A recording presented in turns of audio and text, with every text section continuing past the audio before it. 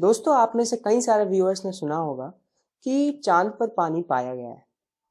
मगर दोस्तों, क्या आप जानते हैं कि चांद पर जो टेम्परेचर है वो 123 डिग्री सेल्सियस तक भी पहुंच जाता है। तो फिर चांद पर पानी कैसे हो सकता है? हेलो दोस्तों, मैं हूं अर्षित। आप देख रहे हैं क्लास ऑफ क्यूरियोसिटी। तो आइए शुरू करते हैं। दोस्तों देखिए, सबसे पहले ये समझने की कोशिश करते हैं कि चांद पर टेम्परेचर आखिर इतना हाई क्यों है। इसका एक कारण तो ये है कि चांद पर एटमॉस्फेयर नहीं। एटमॉस्फेयर इसलिए नहीं है क्योंकि चांद की जो ग्रेविटी है वो बहुत कम है। अर्थ की 1/6 है उसकी ग्रेविटी। इस वजह से जो उसका एटमॉस्फेयर है वो एग्जिस्ट नहीं करता और उसका टेम्परेचर काफी हाई रहता है।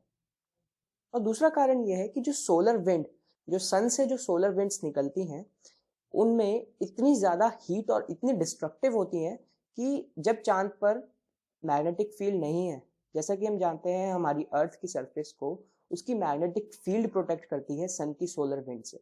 पर चांद पर तो कोई मैग्नेटिक फील्ड नहीं है, तो वो सोलर विंड से प्रोटेक्ट नहीं हो पाता और वहां पर पानी इस वजह से भी नहीं हो सकता।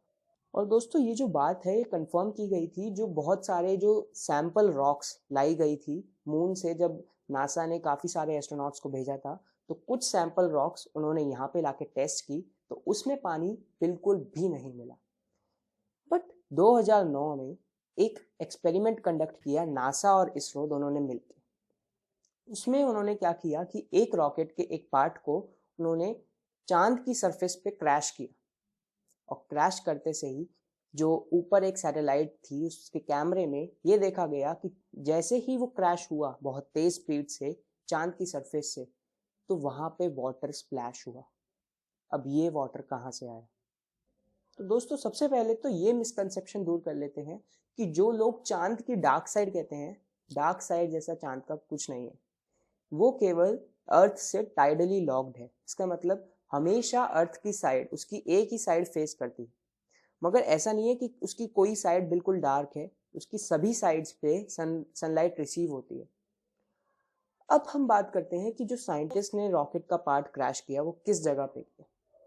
उन्होंने उसे क्रैश एक ऐसी जगह पे किया जहां पे, जिसको हम कहते हैं परमानेंटली शैडोड रीजन। मतलब वहां पे कोई सनलाइट नहीं रिसीव होती, एक ऐसा पार्ट भी होता है उसके पोल्स पर।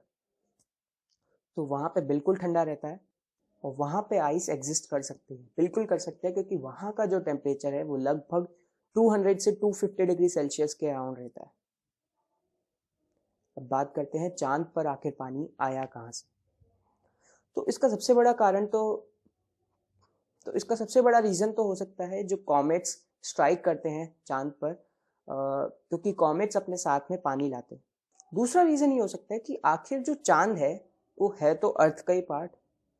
क्योंकि अगर हम देखें कि चांद बना कैसे, तो एक मैसिव इम्पैक्ट हुआ था अर्थ पर बहुत करोड़ों साल पहले। उस वजह से अर्थ स्प्लिट हो गया और जो छोटा वाला पार्ट था वो मून बन गया। तो क्योंकि चांद अर्थ का ही पार्ट है, तो अगर उस टाइम तक अर्थ पे पानी रहा होगा, तो चांद पर वो पानी कुछ मात्रा में उन जगहों पे, वो जो परमानेंटली शैडोड रीजन्स हैं, उनमें अगर रुका हुआ हो तो वो बच सकता है। तीसरा कारण ये हो सकता है, क्या पता चांद पर कहीं से पानी आया ही ना हो। क्या पता वहां पे पानी खुद ही बन रहा हो, क्योंकि पानी बनाने के लिए हमें क्या चाहिए? हाइड्रोजन और ऑक्सीजन। और ऑक्सीजन तो चांद की सरफेस पे बहुत ज्यादा अवेलेबल है। और हाइड्रोजन की अगर हम बात करें, तो हाइड्रोजन तो जो सोलर विंड सन से आती है उसमें हाइड्रोजन प्रेजेंट होती है। तो अगर ये दोनों रिएक्ट करके वहां पे H2O बन जाए तो ये भी एक पॉसिबिलिटी हो सकती है।